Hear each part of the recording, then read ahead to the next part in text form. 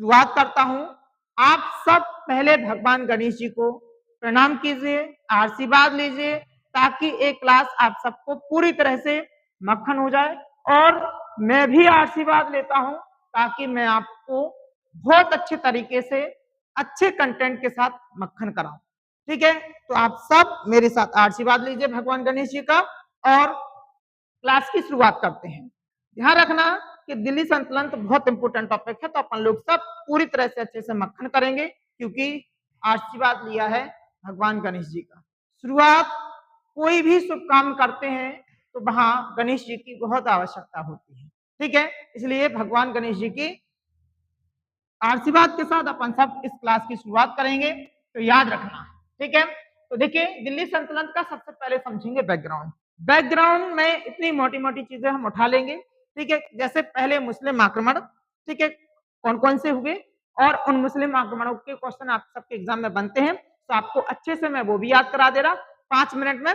फिर चलते हैं अपन लोग सब पीपीटी पर और मैं आपको पूरी तरह से अच्छे से दिल्ली संतुलन अच्छी तरह से मक्खन कराऊंगा। ठीक है, वादा है, और अच्छा कंटेंट के साथ।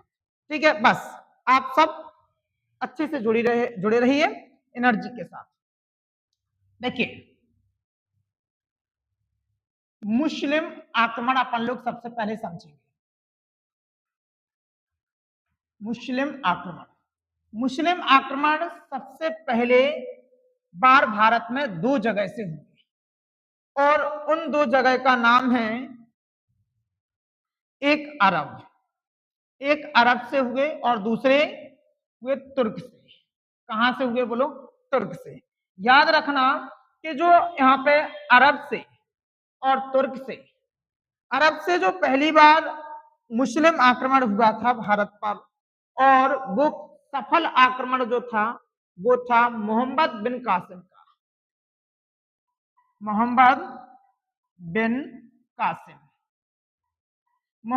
कासिम का पहला आक्रमण सफल आक्रमण था। 712 में इन्होंने आक्रमण किया था और किसको जीता था बोलो? सिंध को। सिद्ध लिख दिया मैंने, मैथ नहीं पढ़ा रहा, सिंध है। आप लोगों ने सुना होगा राष्ट्रगान में पंजाब सिंध मराठा। क्या सुना होगा? पंजाब सिंध मराठा। तो मोहम्मद बिन कासिम ने पहली बार आक्रमण किया, कितने में किया? 712 में। ठीक है, किसको जीता बोलो? सिंध को। इसके बाद फिर तुर्क से जो अफगानिस्तान का एरिया है, अफगान का। ठीक है, ध्यान रखना। तो तुर्क से पहली बार जो आक्रमण किया वो किया गजनबी ने। किसने किया बोलो? गजनबी ने। सही से लिख दूं, गजनबी ने। ध्यान रखना, ये कहां का था? ये था गजनी का। कहां का था बोलो? गजनी का। जैसे आप लोगों को पता है पंजाब के लोग होते पंजाबी, हरियाणा के होते तो आप लोग हरियाणी बोलते क्या? ठीक है, बिहार के होते बिहारी। तो इस प्रकार से ऐसे ही इसने भी गजनी का था, नाम क्या रख लिया? गजनबी। याद रखना, जो गजनबी था ये सबसे ज्यादा अगर प्रेम करता था या सबसे ज्यादा इसको लालसा थी तो किसकी थी? धन की। इसको पता चल जाए, कोई ये सूचना दे दे कि जो धन है वो कहां है, तो याद रखना कि गजनबी उस धन को छोड़ता नहीं था। इसके पास जो सेना जो थी बहुत खूंखार सेना थी, बहुत खतरनाक सेना। ठीक है, तो इसने भारत पर कितनी बार आक्रमण किए? 17 बार। कितनी बार सीक्वेंस में किए? कितनी बार किए बोलो? 17 बार। इसने पहले बाउंड्री को, जैसे हम कहें कि सीमा क्षेत्र को, इसने अपने अपने सीमा क्षेत्र को जगह बनाया। इसका सबसे इंपोर्टेंट जो आक्रमण था वो था सुलमा, और सुलमा आक्रमण का डेट है 1024 से 25। इसमें इसको देखो, भारत में तो आपको पता है कि शुरुआत से ही गद्दार हुए, और इतने खतरनाक गद्दार हुए कि उन गद्दारों की वजह से अपन लोगों को बहुत ज्यादा, मतलब समझ जाइए भारत को बहुत ज्यादा प्रॉब्लम क्रिएट हुई, बहुत ज्यादा गद्दारों की वजह से। तो गद्दारों ने सूचना दे दी किसकी बोलो? 16वें आक्रमण में धन की। और धन की सूचना दी किसको बोलो? गजनबी को। और इसको ऐसी सूचना दे दी कि सोमनाथ मंदिर में बहुत ज्यादा धन है।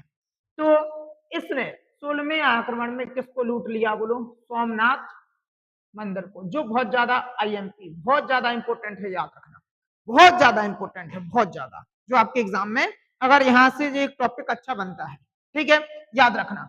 फिर दूसरी बार जो आक्रमण हुआ फिर किसका हुआ बोलो? गौरी का। गौरी का आना हुआ कहां पर बोलो? भारत में।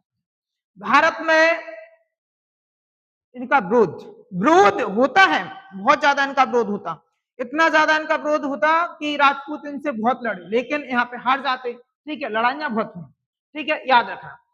जो गौरी था, अब गौरी के बारे में अपन लोग समझेंगे।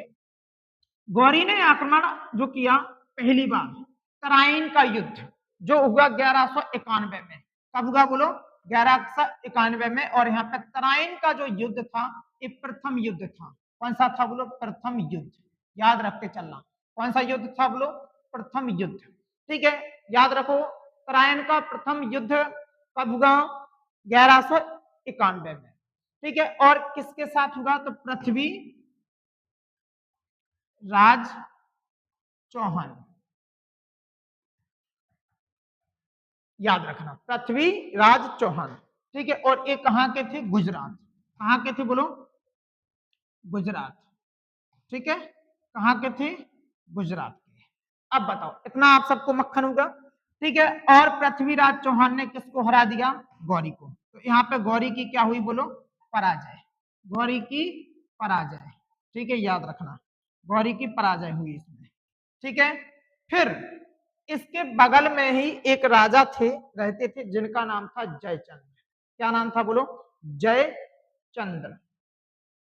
यहीं से स्टार्ट होगा। इनकी एक बिटिया थी और बिटिया प्रेम करती थी किससे? पृथ्वीराज चौहान से। अब यहीं से स्टार्ट हो जाएगा, ठीक है, इस पूरे दिल्ली सल्तनत का मजा स्टार्ट, पूरे चैप्टर में मस्ती है। तो जयचंद्र राजा थे, पृथ्वीराज चौहान भी राजा थे, बहुत रिस्पेक्टेड व्यक्ति थे, ठीक है। और इनकी बिटिया, जयचंद्र की बिटिया को किससे प्रेम हो गया था? पृथ्वीराज चौहान से। तो क्लियर सी बात है कि जयचंद्र जो है वो पूरी तरह से किसके पीछे पड़ेंगे? पृथ्वीराज चौहान की, और काय के लिए? निपटाने के लिए। समझ रहे हैं? क्योंकि आपको पता है, जानते हैं आप सब कि अगर कोई भी लड़की किसी लड़के से फंस जाए तो समझ जाइए कि उसके माता पिता, उसके भाई निपटा देंगे, उसको निपटाएंगे या निपटाने की कोशिश करेंगे, ठीक है। तो वही हुआ यहाँ पर। लेकिन पृथ्वीराज चौहान तो राजा थे, उनको समझ लेना चाहिए था, ठीक है। अब थोड़ा सा समझिए।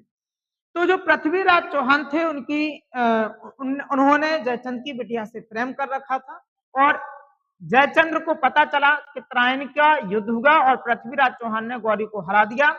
तब जाके गौरी को सूचना, हर चीज की जानकारी, मतलब गद्दार बन गए, उनको निपटाने की पूरी योजना बनाई। और जयचंद्र ने कुछ, ठीक है, कुछ योजना या फिर कुछ संदेश किसको दे दिए बोलो?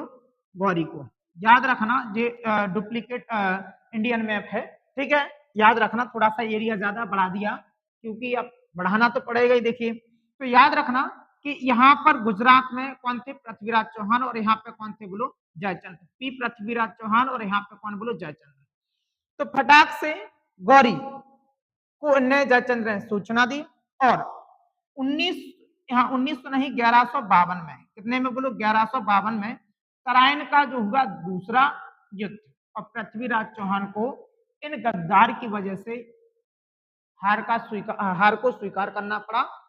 याद रखना कि यहाँ से पृथ्वीराज चौहान हार गए, और जयचंद्र की वजह से, क्योंकि जयचंद्र ने, और बताइए, याद रखना है कि तराइन का दूसरा युद्ध कब हुआ था? तो तराइन का दूसरा युद्ध हुआ था कब? 1192 में। पहला 1191 में और दूसरा 1192 में, ठीक है। और किसकी वजह से हारा बोलो? जयचंद्र की वजह से। फिर अब ये जो राजा थे वो स्थायी नहीं थे, याद रखना, वो स्थायी नहीं थे। अब आप लोगों को इतना बहुत अच्छे से क्लियर हो गया, ठीक है, इसमें कोई भी डाउट नहीं है। आप सबको याद होगा कि मैंने आप लोगों को कितने आक्रमण तुर्क अरब का और तुर्क का पर आक्रमण समझा दिया। 712 में सिंध को जीता था मोहम्मद बिन कासिम ने। गजनबी ने जो है वो 17 आक्रमण किए थे। इंपोर्टेंट कौन सा है बोलो? 16। इसके बाद यहाँ पे गौरी ने तराइन का युद्ध लड़ा और पृथ्वीराज चौहान से हार स्वीकार की। किसने? गौरी ने। इसके बाद बस फिर दूसरी बार में जयचंद की मदद से उसने जीत लिया। ठीक है, इसके बाद अब आप लोग इतना समझ गए। ठीक है, अब देखिए, अब यहीं से आप लोग समझना, जब इतना हार गए तो यहीं से ना उठा लो मैं मैप, वैसे तो बना भी सकता था, चलिए वो नहीं आएगा भाई, अब जब लिया है तो आएगा क्यों नहीं। चलिए अब यहीं पे समझिए, तो अब यहीं से दिल्ली सल्तनत की नींव बताऊं मैं आप लोगों को कि दिल्ली सल्तनत आया कैसे। चलिए, तो यहां से गौरी लौट गया कहां पर बोलो, वापस। याद रखना, गौरी कहां पर लौट गया बोलो, रिटर्न हो गया। इसके बाद अब गौरी का एक गुलाम था और उस गुलाम का नाम था ऐबक। क्या नाम था बोलो, ऐबक, जिसका नाम पूरा नाम था कुतुबुद्दीन ऐबक। और कुतुबुद्दीन ऐबक ने प्रेम कर रखा था किसकी बिटिया से, गौरी की बिटिया से, इसने भी प्रेम कर रखा था। तो फटाफट अब इतना क्षेत्र किसने जीत लिया, गौरी ने जीत लिया। ठीक है, और एक 1194 में, ठीक है, एक और युद्ध हुआ और किसको निपटा दिया बोलो, गौरी ने जयचंद्र को भी निपटा दिया, जयचंद्र भी नहीं बचे। तो इतना जो पूरा एरिया था वो किसने जीत लिया बोलो, गौरी ने।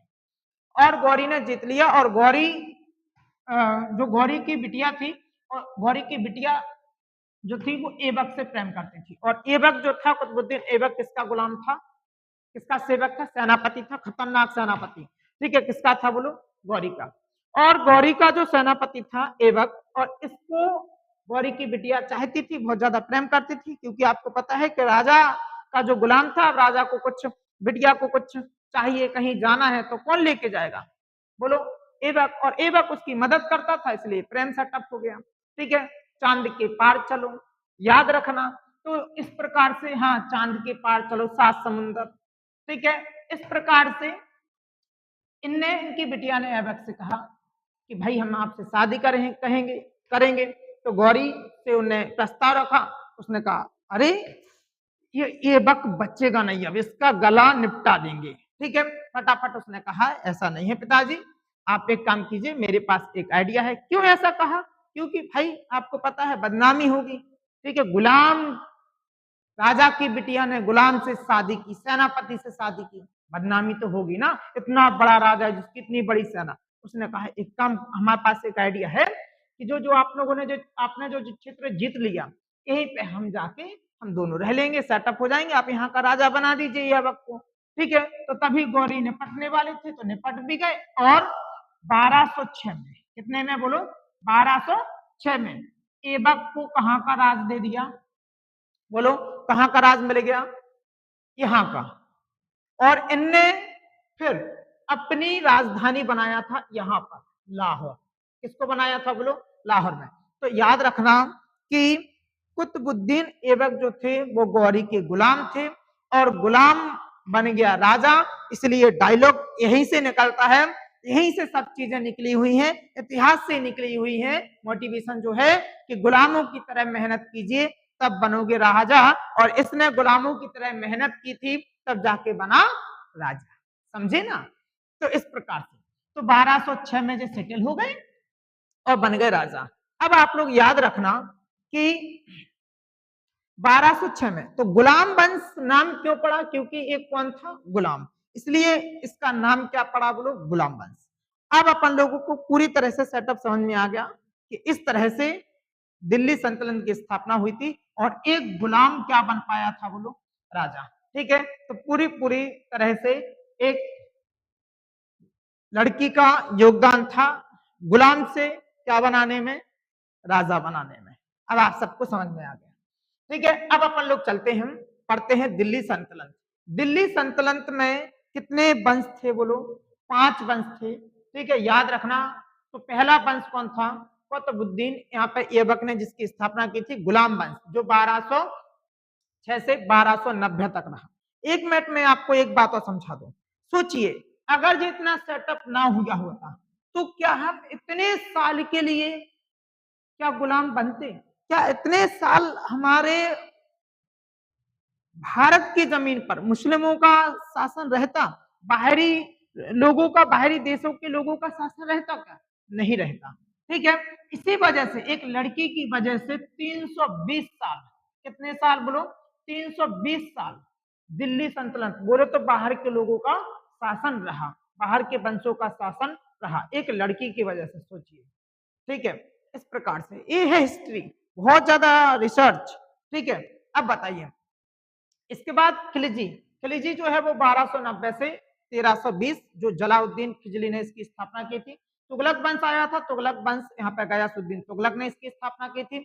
और इसके बाद सैयद वंश जो खिज्र खान ने इसकी स्थापना की थी, और लोधी वंश जो यहाँ पे बहलोल लोधी ने इसकी स्थापना की थी। और 1526 में बहलोल लोधी की हार हो गई थी बाबर से। ठीक है, याद रखा, इतना आप लोगों को क्लियर हुआ। दिल्ली सल्तनत के अंतर्गत 1206 से यहाँ पे 1226 तक का इतिहास का जो अध्ययन किया जाता है, किसमें बोलो? दिल्ली सल्तनत में। तो दिल्ली सल्तनत में अध्ययन कब से कहां तक? तो 1200 यहाँ पे 6 से 1200 कहां तक बोलो? 1526 तक। और 1526 में आप सबको पता है कि 1526 में पानीपत का प्रथम विश्व युद्ध हुआ था। ठीक है, और 320 वर्षों तक के लिए क्या चला गया बोलो? शासन। और 5 वंशों ने यहाँ पे राज्य किया। ठीक है, याद रखना। तो ऐबक की वजह से, अगर ऐबक गौरी की बिटिया से ना सेटल होता तो आज और पहले आजाद हो जाते, दुनिया की सबसे बड़ी महाशक्ति बन जाता भारत। ठीक है, अमेरिका तो बहुत पीछे। चलिए अब अपन लोग पढ़ेंगे गुलाम वंश, और गुलाम वंश को पढ़ेंगे। तो यहाँ पर गौरी की मृत्यु के बाद कुतुबुद्दीन ऐबक 1206 में स्वतंत्र शासक बना और गुलाम वंश की स्थापना की। इसने अपनी राजधानी किसको बनाया बोलो? लाहौर का। अब लाहौर को भी क्यों बनाया? तो भाई यहाँ पे भी आप लोग अगर समझें तो लाहौर को क्यों बनाया, बात समझना।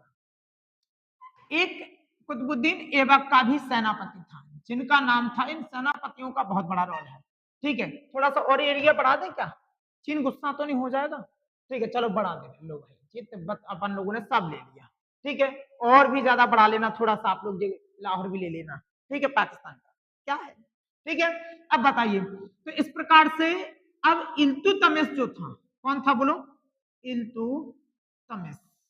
इल्तुतमिश जो था, इल्तुतमिश ने ऐबक की बिटिया को फंसाया। ठीक है, ऐबक ऐबक की बिटिया को फंसाया किसने? इल्तुतमिश ने।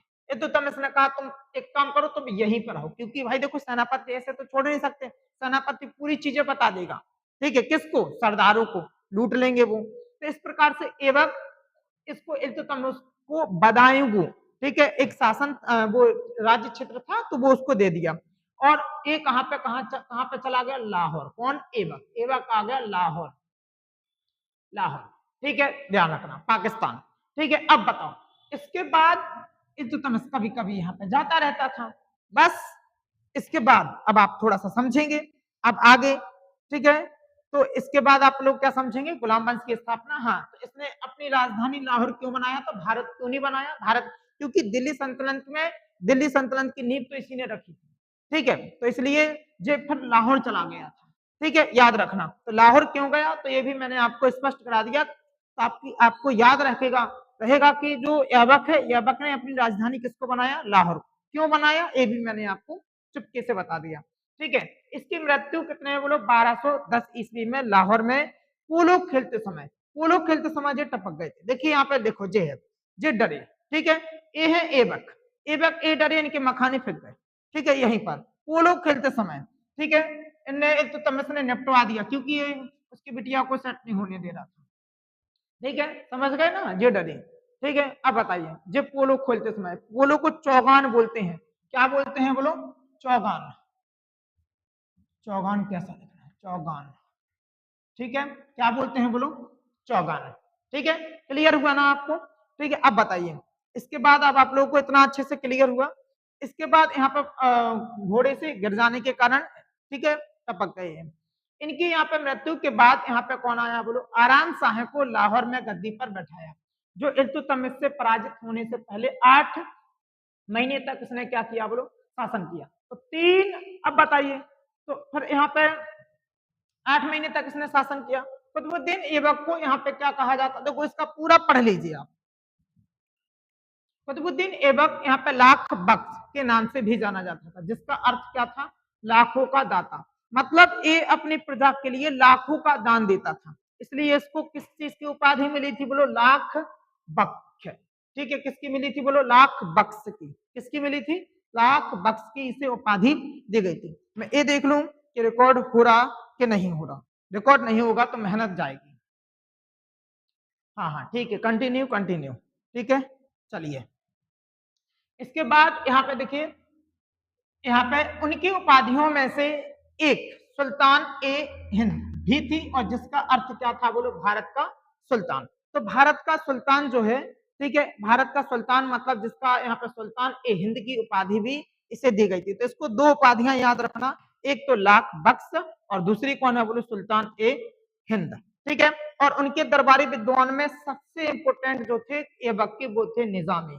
ठीक है, और कौन थे बोले, फक्र ए यहाँ पे मुदब्बिर प्रमुख थे। तो ये दो याद रखना, निजामी सबसे अच्छे थे। ठीक है, जो ज्यादा एग्जाम में बनते हैं। निजामी ने यहाँ पे क्या बोलो, तालो यहाँ पे आसन नामक पुस्तक लिखी थी, जो ऐबक के शासनकाल का महत्वपूर्ण एक इतिहास है, जिससे ऐबक का शासन चलता कैसे था, क्या क्या उसने काम करवाया, तो वो इनकी इस दरबारी कवि में पुस्तक में लिखा हुआ है। ठीक है, जो पूरा कैसे दरबार चलता, जो सारे जो दरबारी कवि नोट करते थे। कुतुबुद्दीन ऐबक का जो मकबरा है वो कहाँ पे है ब्रो, लाहौर में, पाकिस्तान में स्थित है, याद रखना। लाहौर में इनका मकबरा बना हुआ है। तो आप लोगों को इतना भी क्लियर है कि इनका जो चेटका है वो कहाँ पे बना है बोलो, लाहौर में। ठीक है, अब बताओ, जो यहाँ पे शांतिपूर्ण स्थल है, जो ऐबक की महानता और उनकी यहाँ पे विरासत को दर्शाता है। ठीक है, अब बताइए इसके बाद अब अपन लोग पढ़ेंगे किसको बोलो, इल्तुतमिश को। इल्तुतमिश ने कब तक बोलो, आपको पता है 8 महीने उसने शासन किया था। ठीक है, इसके बाद कौन आ गया बोलो, 1200 यहाँ पे 11 से 1236 तक इसने सबसे ज्यादा शासन किया, याद रखना। दिल्ली सल्तनत के गुलाम वंश का एक और प्रमुख जो शासक था, और इसका पूरा नाम जो था कौन था, समउद्दीन इल्तुतमिश। क्या नाम था बोलो, समउद्दीन यहाँ पे इल्तुतमिश। और ये जो था ये ऐबक का गुलाम था, मतलब ऐबक का समझ जाइए सेनापति था इल्तुतमिश, और इसने ऐबक की बिटिया को ही फंसाया था, याद रखना। ठीक है, अब बताओ, ये तो नहीं पूछा जाएगा लेकिन वही याद रखना। वह एक यहाँ पे तुर्की सुल्तान था जिसने दिल्ली सल्तनत को मजबूत किया और यहाँ पे उसकी सीमाओं का विस्तार किया। इसने विजय अभियान चलाया, रथभौर, यहाँ पे मंदौर, ग्वालियर, उज्जैन, बंगाल और सिंध और मुल्तान को भी इसने पूरी तरह से जीत लिया। इल्तुतमिश की मृत्यु 1236 में हुई, और उसका मकबरा जो है वो कहाँ पर है बोलो, दिल्ली में। इतना आप सबको अच्छे से क्लियर हुआ। जो एक कक्षीय यहाँ पे मकबरा है, दरबारी कवि इसके कौन थे बोलो, यहाँ पे महजाद और यहाँ पे सिराज। इल्तुतमिश के दरबारी कवि थे सिराज, याद रखना सिराज। सिराज जो थे निमा, यहाँ पे निमाजी जो उसमें मैंने आप लोगों को निजामी उसमें भी बताया था, इसके कौन है बोलो, सिराज। इन्होंने यहाँ पे क्या बोलो, तबकात ए यहाँ पे नासिरी पुस्तक लिखी थी। ठीक है, अब बताओ, दिल्ली सल्तनत को इसने मजबूत बनाया। बाकी आप याद रखना, इन्हें खलीफा से सुल्तान ए आजम की उपाधि धारण की थी। तो याद रखना, दिल्ली का जो प्रथम सुल्तान था, सुल्तान सुल्तान दिल्ली का प्रथम सुल्तान कौन था बोलो, इल्तुतमिश। और इसी को दिल्ली सल्तनत का वास्तविक संस्थापक माना जाता, क्योंकि ये भारत में ही रहा, इसने अपनी राजधानी भारत में ही बनाया। फिर इसके बाद आया कौन बोलो, फिरोज शाह। ठीक है, 1236 से कब तक बोलो, 36 तक ही रहा। इसका यहाँ पे रुकनुद्दीन फिरोज शाह यहाँ पे दिल्ली सल्तनत का कौन सा था बोलो, चौथा। पहला कौन सा हुआ, ऐबक, दूसरा हुआ आप लोगों को पता है फिरोज, और दूसरा फिर इसके बाद फिरोज नहीं है वो आराम सा है। ठीक है, आराम सा, याद देखो, याद रखना है इसको। दूसरा कौन सा था बोलो, ठीक है, जो लिखा है यहाँ पे लाहौर में, यहाँ पे गद्दी पे बैठा था कौन बोलो, आराम सा है। ठीक है, इसके बाद और जो 8 महीने ही बैठा केवल। ठीक है, इसके बाद इल्तुतमिश बैठ गया था, इल्तुतमिश तीसरा हुआ। अब इसके बाद अपन लोग पढ़ रहे हैं चौथा, जिसका नाम था फिरोज शाह। ये 36 से 36, ये भी यहाँ पे कमी दिन तक बैठा है। ये केवल 7 महीने बैठा था, आराम सा बैठा था 8 महीने, ये केवल कितने महीने बैठा, 7 महीने। और इल्तुतमिश का पुत्र और यहाँ पे रजिया सुल्तान यहाँ पे का यहाँ पे भाई था। इसका मतलब क्लियर है कि इल्तुतमिश का यहाँ पे पुत्र था और रजिया सुल्तान का क्या था बोलो, भाई। इसके बाद प्रारंभिक जीवन और शासनकाल आप इसका पढ़ लेना, इसने इतना ज्यादा कुछ नहीं किया। ठीक है, अब बताइए शासनकाल इसका आप लोग देख लेना, छोटा था, अब ये आप लोग देख लेना। इसके बाद ये बैठा, इसका सबसे इंपोर्टेंट है रजिया सुल्तान, इनकी तो मैंने फोटो भी लगा दी। ठीक है, इसको देख लीजिए आप जरा। ठीक है, अब बताओ,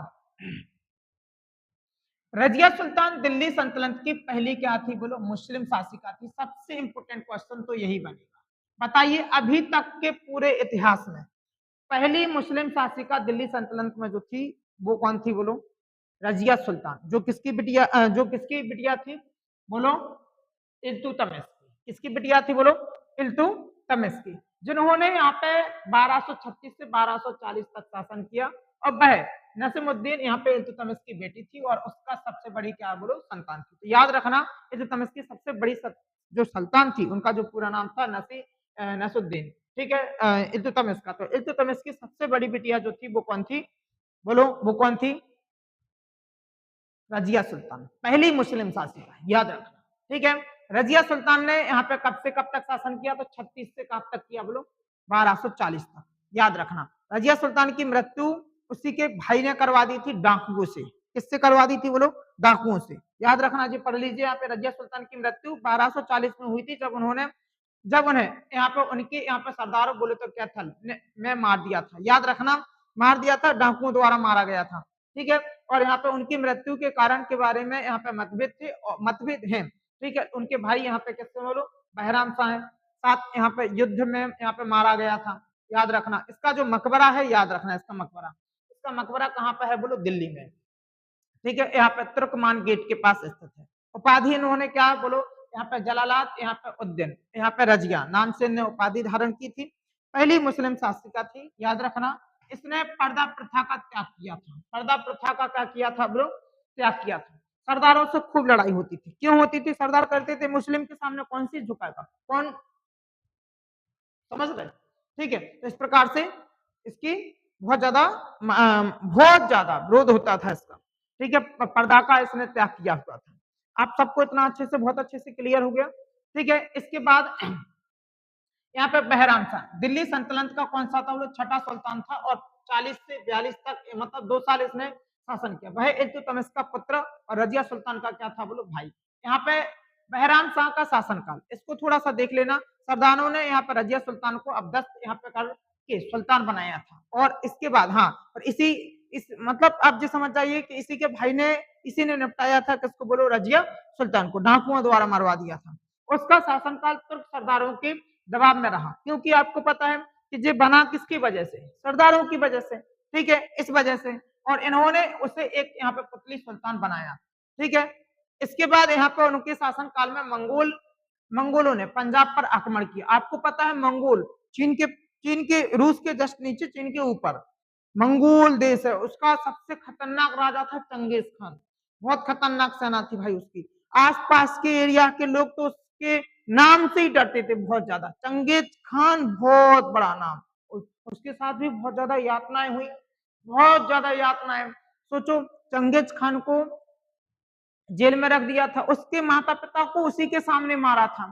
ठीक है, तो ऐसे यातनाएं सह सह के वो इतना खतरनाक, उसकी सेना इतना खतरनाक राजा था कि बहुत ज्यादा। ठीक है, तो याद रखना यहाँ पे आक्रमण किया। ठीक है, किस मतलब यहाँ पे मंगोलों ने पंजाब पर आक्रमण किया था इसी के शासनकाल में, लेकिन उनका यहाँ पे सामना करने में क्या रहा बोलो? असफल रहा। इसके बाद यहाँ पे क्या है बोलो? बहराम शाह की मृत्यु। बहराम शाह की मृत्यु यहाँ पे 1242 में हुई। भाई यहाँ से ही अपन लोगों ने हिंट ले ली थी। ठीक है, अब बताओ, तुर्क सरदारों ने उसे अबदस्त यहाँ पे कर दिया और उसकी हत्या कर दी। और यहाँ पे उसके बाद यहाँ पे अलाउद्दीन महमूद शाह दिल्ली की गद्दी पर क्या हो गया बोलो? बैठ गया। ठीक है, इसके बाद अब आप लोग आगे समझेंगे।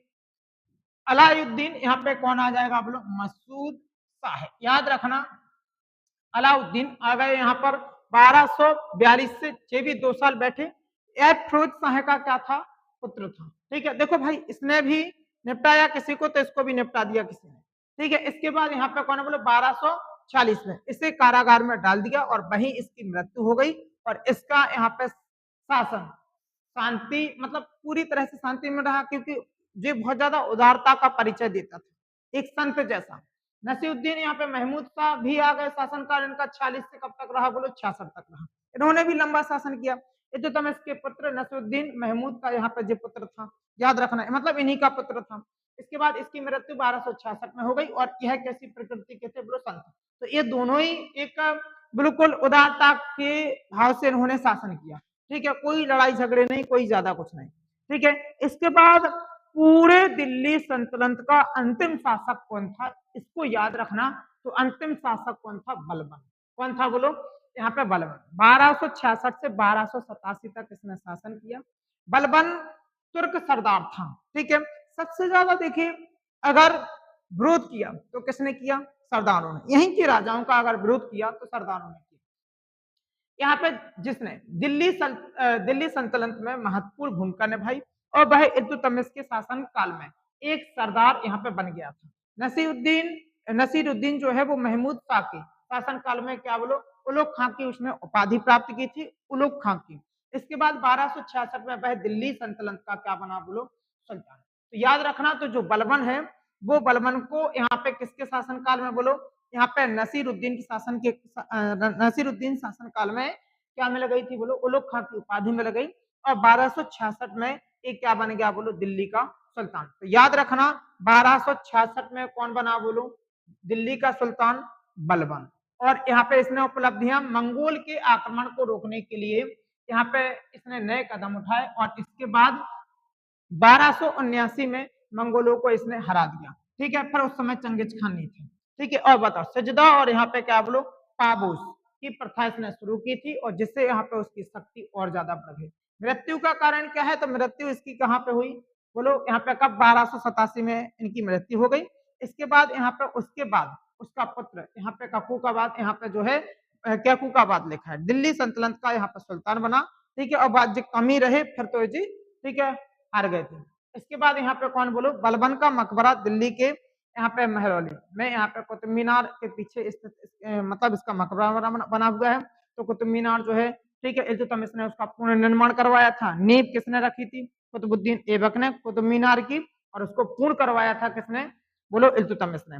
इसके बाद देखो यहाँ पे यह मकबरा जो है वो बलबन अपने जीवन काल में मतलब यहाँ पे बनवाया था, इसी ने बनवाया था। इसके बाद बस इसे यहाँ पे दारो अमन और यानी इंसाफ का यहाँ पे दरवाजा कहा जाता है। तो याद रखना इसका बलबन जो है इसका मकबरा दिल्ली में बना हुआ है, ठीक है। इसके बाद आप सबका दिल्ली सल्तनत पूरी तरह से खत्म हुआ, पूरी तरह से चैप्टर खत्म है। इसका जो अंतिम राजा था याद रखना बलबन था। और आप सबको पूरी तरह से अच्छे से टॉपिक समझ में आ गया। मैं आप सबसे एक लास्ट में एक क्वेश्चन पूछ रहा हूँ। लास्ट का क्वेश्चन आप लोग पूरी ईमानदारी से बताना कि जो जजिया कर है, जजिया कर किस पे लगाया जाता था और किसने स्टार्ट किया था जजिया कर? तो जजिया कर याद रखना भारत में सबसे पहले मोहम्मद बिन कासिम आए 712 में और उन्होंने सिंध को जीता और क्या ठोक दिया? जजिया कर। और किस पे लगा दिया बोलो? केवल गैर मुस्लिमों पर। जैन को देना पड़ता था और पंडितों को देना पड़ता था और इसके बाद सभी जितनी जातियां थी, ठीक है, जो गैर मुस्लिम थे सबको देना पड़ता था, ठीक है। सरदारों को सबको, जो कौन थे बोलो? गैर मुस्लिम थे, सबको देना पड़ता था, ठीक है। हाँ, ब्राह्मणों को तो देना पड़ता था, कुछ ब्राह्मणों के लिए छूट थी इसमें, ठीक है, जो उनका काम करते थे।